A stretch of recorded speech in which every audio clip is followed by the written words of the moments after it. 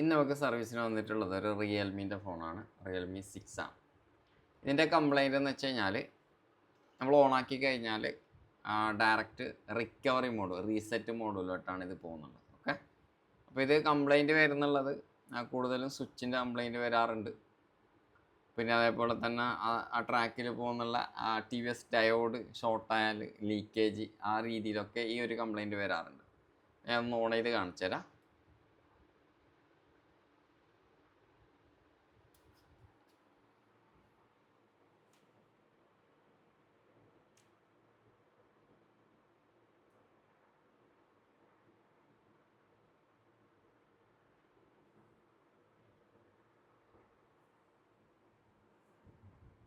ഓണാക്കി കഴിഞ്ഞാൽ ഡയറക്റ്റ് ആ ഒരു മോഡുലോട്ടാണ് പോയത്. ഇപ്പം നമുക്കവിടെ കാണിക്കുന്നുള്ളത് ലാംഗ്വേജ് സെലക്ട് ചെയ്യാനുള്ള ഓപ്ഷനാണ് കാണിക്കുന്നുള്ളത്. നമ്മളിപ്പോൾ ലാംഗ്വേജ് സെലക്ട് ചെയ്ത് കഴിഞ്ഞാൽ ഇവിടെ നമുക്ക് കാണിക്കുന്നുള്ളൊരു ഓപ്ഷനെന്ന് വെച്ച് കഴിഞ്ഞാൽ അടുത്ത രീതിയിലോട്ട് പോകാനുള്ള സാധനമാണ്.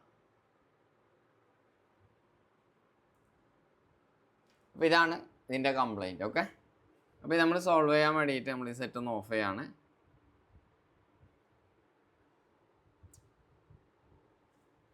സെറ്റ് ഓഫ് ചെയ്ത് ശേഷം നമ്മളിത് റിമൂവ് ചെയ്യണം. ഓക്കെ,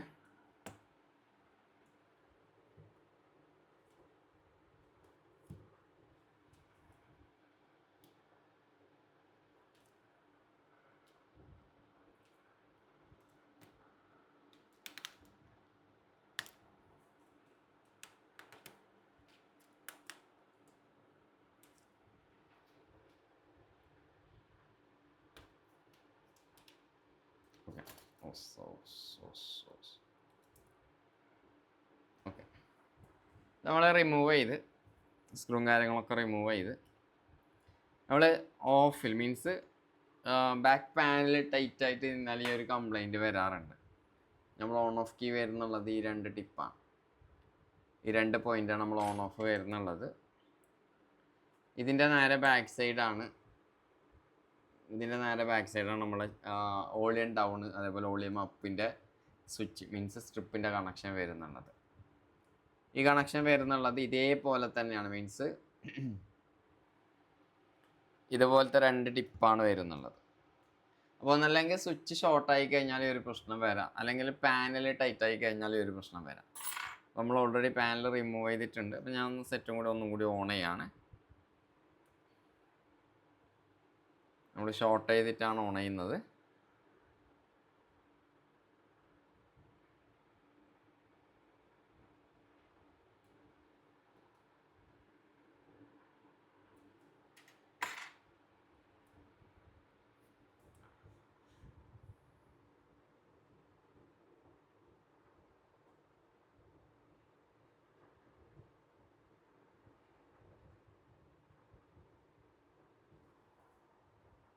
അഗെയിൻ ആ ഒരു കംപ്ലൈൻറ്റിലോട്ട് തന്നെയാണ് പോകുന്നുള്ളത്. ഓക്കെ, അപ്പോൾ പാനലിൻ്റെ പ്രശ്നമല്ല എന്നുള്ളത് നമുക്ക് കൺഫേം ആയി. ഒന്നല്ലെങ്കിൽ സ്വിച്ച് ഷോർട്ടായതായിരിക്കാം, അല്ലെങ്കിൽ ട്രാക്ക് കംപ്ലൈൻ്റ് ആയിരിക്കാം. ഓക്കെ, അപ്പോൾ നമ്മളതൊന്ന് റിമൂവ് ചെയ്യാണ്.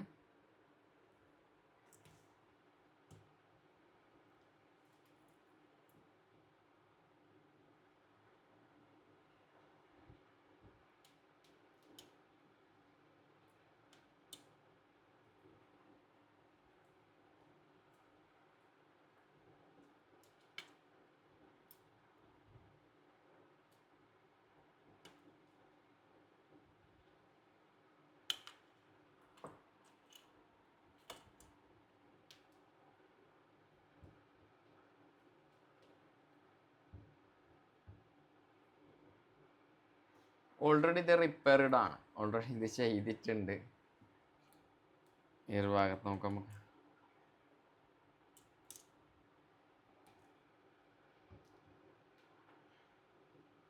ഇതിൻ്റെ ബിറ്റ് മാപ്പ് മാത്രമേ അവൈലബിൾ ആയിട്ടുള്ളൂ. ഇതിൻ്റെ സ്റ്റിമാറ്റിക്കോ ഒന്നും അവൈലബിൾ അല്ല. ഓക്കെ,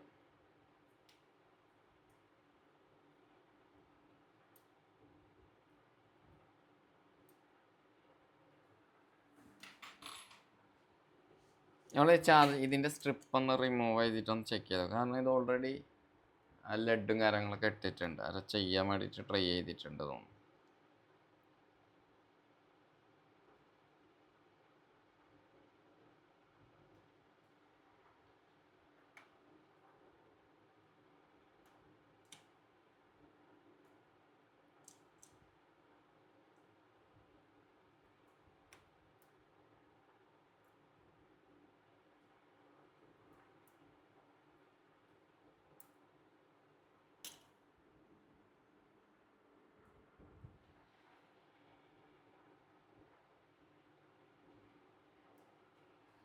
നമ്മൾ പുറത്ത് വെച്ചിട്ടുണ്ട്.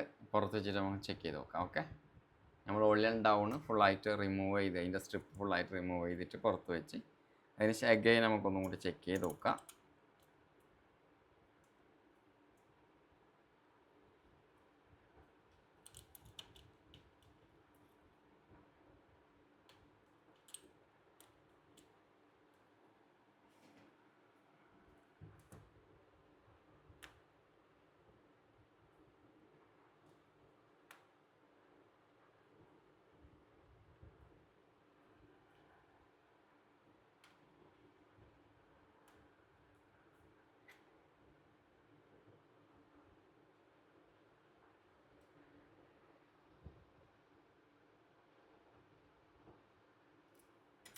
ഓക്കെ, സെറ്റ് ഓൺ ആക്കിയിട്ടുണ്ട്.